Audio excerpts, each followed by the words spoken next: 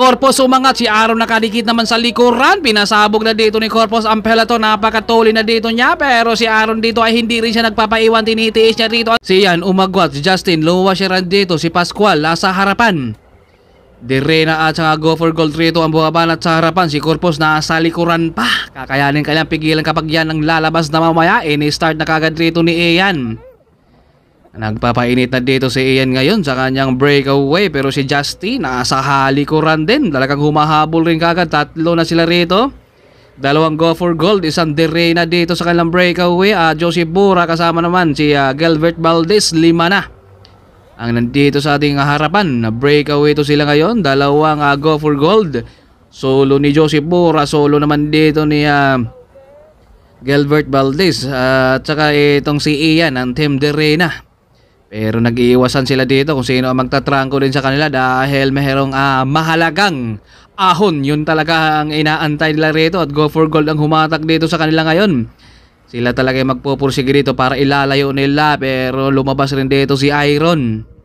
Ang tuloy ng labas dito ni Iron na Marcio Dario dumada pa rin dito at Edson. Go for Gold at dito pa si Warren Bordeos.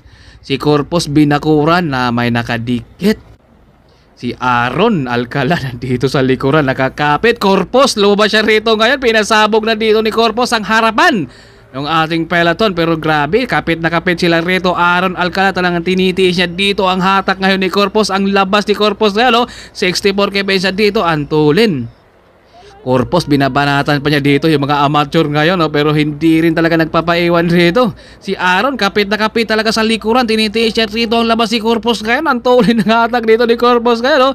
Si Aaron nakakapit dito ngayon dahil mayroong breakaway. Kailangan idikito ni Corpus ngayon dahil naiwan nga siya dito sa peloton. 5 ang first group natin, pero si Corpus dito, dinadala niya dito. At si Aaron naman, tinitiis niya rito. 72 kph na sila rito dahil patag to. Kayang-kaya talaga pumanay kapag open pro na ang sumipa dito. Grabe, patiisan lang talaga to sila Sa ensayo lang talaga sila magkakatalo dahil parehas naman silang sumipa.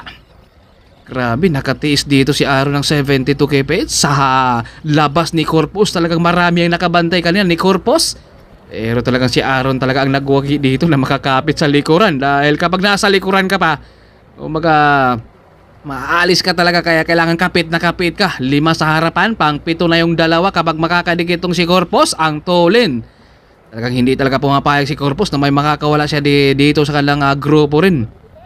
Dumikit na sila dito, nabuo. Sabi ni Corpus, malakas to dahil nakakapit sa akin. Ayun, napapalingon dito si Corpus kay Aaron dahil hindi nakakawala.